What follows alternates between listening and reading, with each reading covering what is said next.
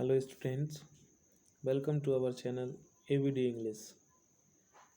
आज हम पढ़ते हैं नाउन। नाउन मीन्स संज्ञा। संज्ञा किसे कहा जाता है?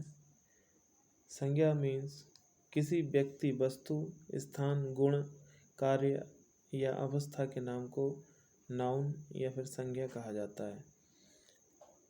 इंग्लिश में इसकी definition: a noun is a name of person, place और थिंग्स। तो किसी व्यक्ति, वस्तु, स्थान, गुण, कार्य अथवा अवस्था के नाम को हम संज्ञा कहते हैं।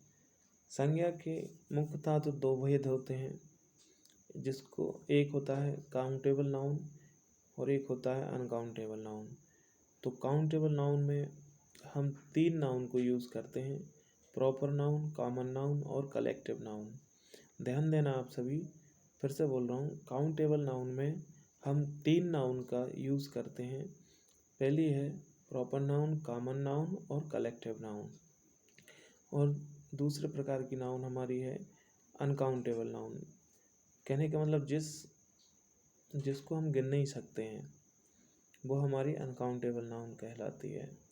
तो अनकाउंटेबल नाउन में दो नाउन आती हैं, एक होती है मटेरियल नाउन और एक होती है एब्स्ट्रैक्ट नाउन। मटेरियल नाउन में जिसको हम कह सकते हैं धातु या द्रव्यवाचक। एब्स्ट्रैक्ट नाउन मीन्स भाववाचक संज्ञा होती है। ठीक है, तो काउंटेबल नाउन में तीन नाउन आती हैं हमारी, कौन कौन सी? पहली प्रॉपर नाउन यानी कि व्यक्तिवाचक संज्ञा, और कॉमन नाउन मतलब जातिवाचक संज्ञा, और कलेक्टिव नाउन मीन्स समूहवाचक संज्ञा। तो ये तीनों हमारी काउंटेबल नाउन में आती हैं। और अनकाउंटेबल नाउन में जिसको हम गिन नहीं सकते उसमें आती हैं आपकी मटेरियल नाउन और एब्स्ट्रैक्ट नाउन। तो आइए हम और अच्छे से समझते हैं। मुख्यतः कहना चाहिए नाउन के 5 प्रकार होते हैं। मैंने आपको बताया कि दो टाइप में कौन कौन से आ रहे हैं, काउंटेबल नाउन और अनकाउंटेबल नाउन। इनके अलावा हम इनको सीरियल से, क्रम से जमाते हैं, तब पता चलता है कि हमको 5 नाउन है। पहली कौन सी है हमारी? Proper noun. दूसरी कौन सी है? Common noun. और तीसरी कौन सी है? Collective noun. और मटेरियल नाउन और एब्स्ट्रैक्ट नाउन। तो प्रॉपर नाउन में व्यक्तिवाचक संज्ञा आ जाती है, और कॉमन नाउन में जातिवाचक संज्ञा आ जाती है, और कलेक्टिव नाउन में समूहवाचक आ जाती है।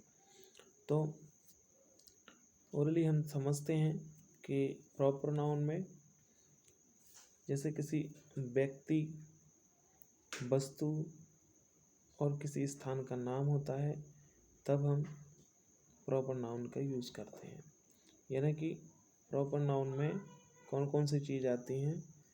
किसी व्यक्ति का नाम हो, वस्तु का नाम हो और किसी स्थान का नाम हो, तो वो प्रॉपर नाउन यानी व्यक्तिवाचक संज्ञा कहलाती है। जैसे हम देखते हैं आगे, देखो प्रॉपर नाउन ये लिखिए।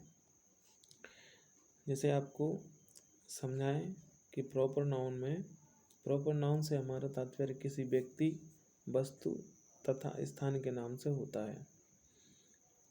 किसी वस्तु, व्यक्ति तथा स्थान के नाम से होता है। जैसे मान लीजिए आप राम है, तो राम किसी व्यक्ति का नाम है। दिल्ली किसी स्थान का नाम है। और गीता किसी बुक का नाम है, जो अपनी पवित्र ग्रंथ है, कहना चाहिए होली बुक है गीता, तो वो एक वस्तु का नाम है ना। एग्जाम्पल की हेल्प से हम समझ सकते हैं, Ram is my friend. Ram क्या है? मेरा दोस्त है। तो राम जो है ना, वो कौन सी नाउन है? यहाँ पर जो राम लिखा है वो कौन सी नाउन है? वो हमारी प्रॉपर नाउन है। अब दूसरे टाइप के नाम हम देखते हैं, कॉमन नाउन। कॉमन नाउन में क्या है भाई, कि जिस नाउन से एक वर्ग, लिखा है कि जिस नाउन से एक वर्ग अथवा जाति के, ठीक है, अथवा जाति के व्यक्ति या वस्तु का बोध हो, उसे हम कॉमन नाउन कहते हैं। एक वर्ग अथवा जाति के व्यक्ति या वस्तु का बोध हो। ठीक है, जैसे मान लीजिए हम कहते हैं गर्ल्स, बॉयज़, तो बॉयज़ मतलब लड़कों के लिए। अब प्रॉपर बॉयज़ का हम कुछ नाम रख देते हैं, रोहित, राहुल, सौरभ, तो वो प्रॉपर नाउन में चली जाती है। ठीक है, और नाम नहीं रखते हैं तो वो जाति वाचक संज्ञा बन जाती है। ठीक है, जैसे मान लीजिए किंग है, किंग अब किसी का नाम तो है नहीं है, राजा है, तो राजा का अगर अपन नाम रखेंगे, जैसे मान लीजिए इसका नाम रख देते हैं विक्रमादित्य, तो अब इसका हमने नाम रख दिया विक्रमादित्य, तो ये कौन सी नाउन बन गई? ये बन गई प्रॉपर नाउन। जब किसी का हम नाम रख देते हैं तो वो प्रॉपर नाउन में चला जाता है। ठीक है, और नाम नहीं है, सिंपल सी बात है, ये किंग है, तो किंग किस में आ जाता है हमारा? किंग आ जाता है हमारा कॉमन नाउन में। ठीक है, और सिटी, देखिए आप, सिटी है, किसी स्थान का नाम तो है नहीं है। ठीक है, कौन सी सिटी है ये हमको पता नहीं चल पा रहा है, तो सिटी है तो ये कॉमन नाउन में जाती है हमारी। अगर सिटी में हम इसका नाम रख देते हैं, भोपाल कर देते हैं या इंदौर कर देते हैं, अदरवाइज़ किसी भी सिटी का नाम रख देते हैं, तो वो कौन सी नाउन बन जाती है हमारी? Proper noun. अब इसके बाद में हम देखते हैं,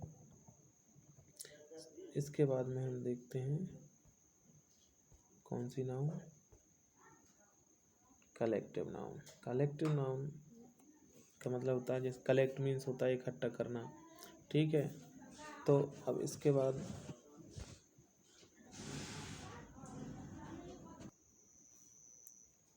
तो कलेक्ट मीन्स होता है इकट्ठा करना, तो कलेक्टिव मतलब होता है समूह, तो समूहवाचक संज्ञा। तो जिस नाउन से समूह का बोध हो, ठीक है, जिस नाउन से समूह का बोध हो उसे हम कलेक्टिव नाउन कहते हैं। ठीक है, जैसे टीम है, टीम भी समूह में रहती है, कमेटी भी समूह में रहती है, आर्मी भी समूह में रहती है। ठीक है, तो जैसे हम एक उदाहरण लेते हैं, द बंच ऑफ कीज, चाबियों का जो गुच्छा होता है ना, वो भी किस में आता है? समूह में आता है।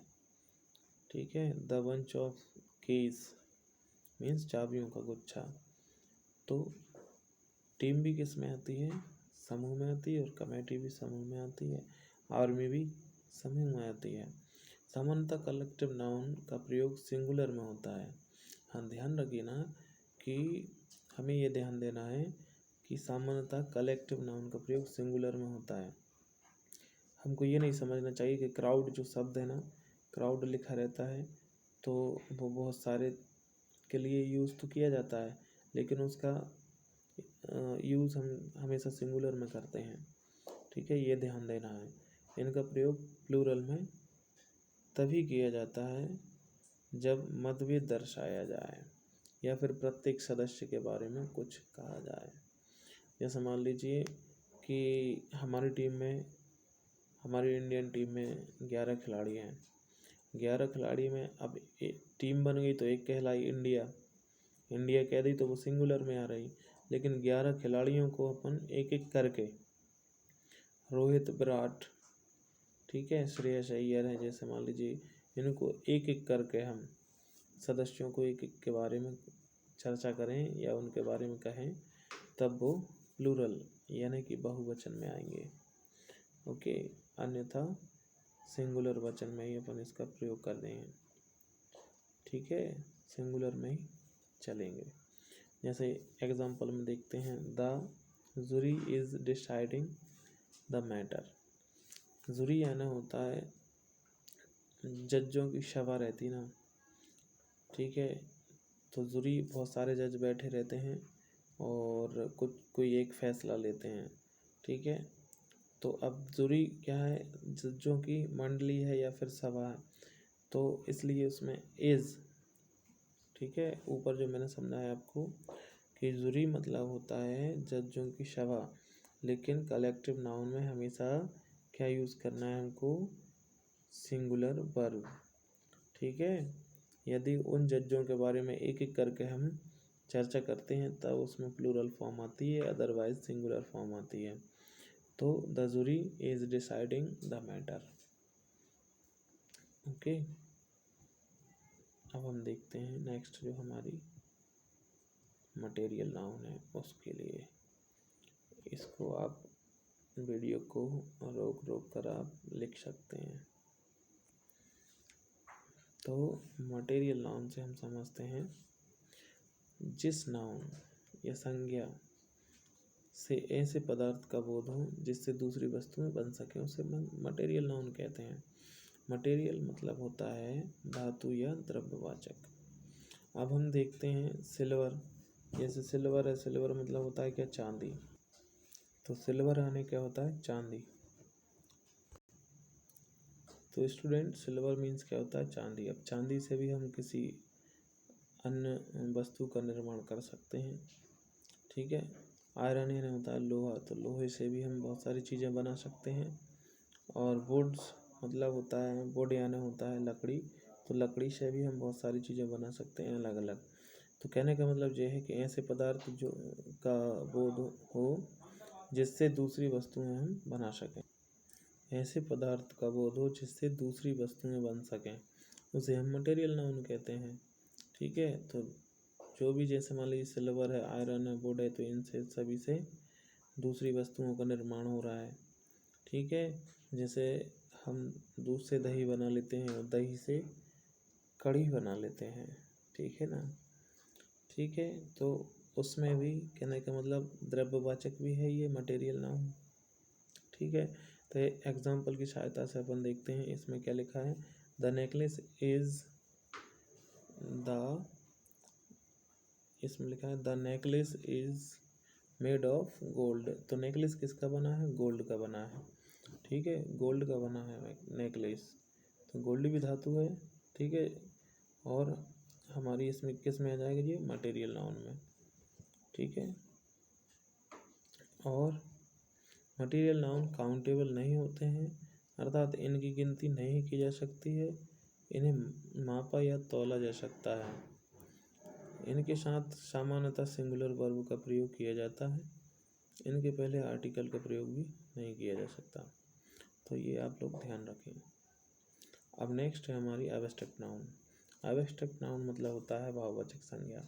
ऐसे गुण, भाव, क्रिया एवं अवस्था को व्यक्त करता है जिन्हें छुआ नहीं जा सकता, देखा नहीं जा सकता, केवल महसूस किया जा सकता है, ठीक है। एब्स्ट्रैक्ट नाउन में ध्यान ये रखना है, गुण, भाव, क्रिया एवं अवस्था को व्यक्त तो करता ही है, लेकिन जिन्हें छुआ नहीं जा सकता, जिन्हें महसूस नहीं किया जा सकता, जिन्हें महसूस किया जा सकता है अकेला, ठीक है, देखा नहीं जा सकता और छुआ नहीं जा सकता, ठीक है। ऑनेस्टी, जैसे ऑनेस्टी मतलब ईमानदारी है, तो उसको हम छू नहीं सकते, ना देख सकते, सिर्फ महसूस कर सकते हैं।